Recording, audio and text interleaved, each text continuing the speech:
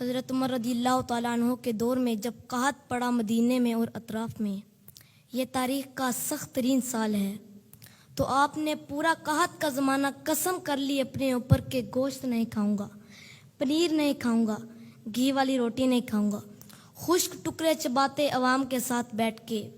آج جب کہ ملک معاشی بحرانوں میں مبتلا ہے، حکمرانوں کے طرز زندگی اور ان کی آنی جانیاں آپ دیکھیں۔ حضرت عمر رضی اللہ تعالیٰ عنہ کا نام لینا آسان ہے، لیکن ان کا طرز حکومت دیکھیے۔ آپ ان ایام کے اندر اپنی ازواج کے ہاں بھی نہیں جا رہے تھے، راتوں کو گشت کیا کرتے تھے۔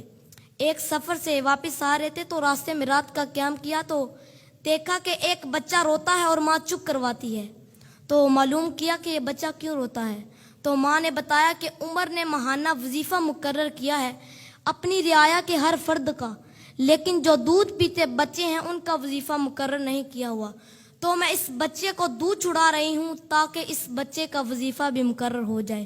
تو حضرت عمر روئے اور اسی وقت اعلان کروا دیا کہ آج سے دودھ پیتے بچوں کا وظیفہ بھی مقرر ہے۔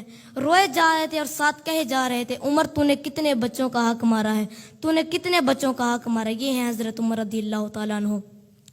کفار کے لیے ان کی سختی ایک وہ کباب ہے، ابو الخویسرہ ہو یا منافقین یا وہ شخص جو حضور کو کہتا ہے آپ عدل کیجئے، یا حضور کے فیصلے کا جو انکار کرتا ہے، اور حضرت عمر کی تلوار کیسے فیصلہ کرتی ہے، ایک وہ پہلو ہے، اور دوسرا رعایا کے لیے حضرت عمر کی یہ نرمی، دل کے اندر یہ رقت اور یہ پیار۔ یہ حضرت عمر نے ہی فلاحی ریاست کا وہ تصور دیا تھا جس سے اپنی رعایا کو اس طرح سے سہولت دی جاتی ہے۔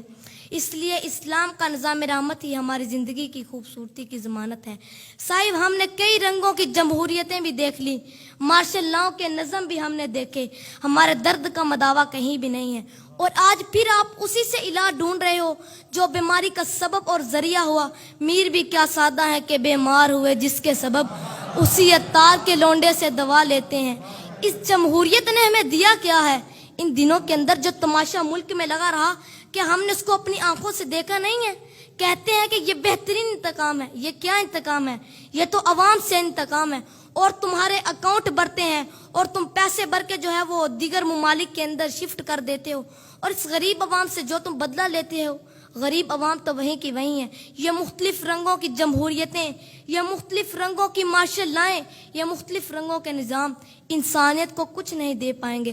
آپ بتاؤ تجھ کا رمز آیا ہے ان الملوک، سلطنت اقوام غالب کی ایک جادوگری، خواب سے بیدار ہوتا ہے یہاں محکوم اگر پھر سلا دیتی ہے اس کو حکمراں کی سہاری، دیوے استبداد ہے جمہوری کباب پائے کوپ، تو سمجھتا ہے جس کو آزادی کی نیلم پری۔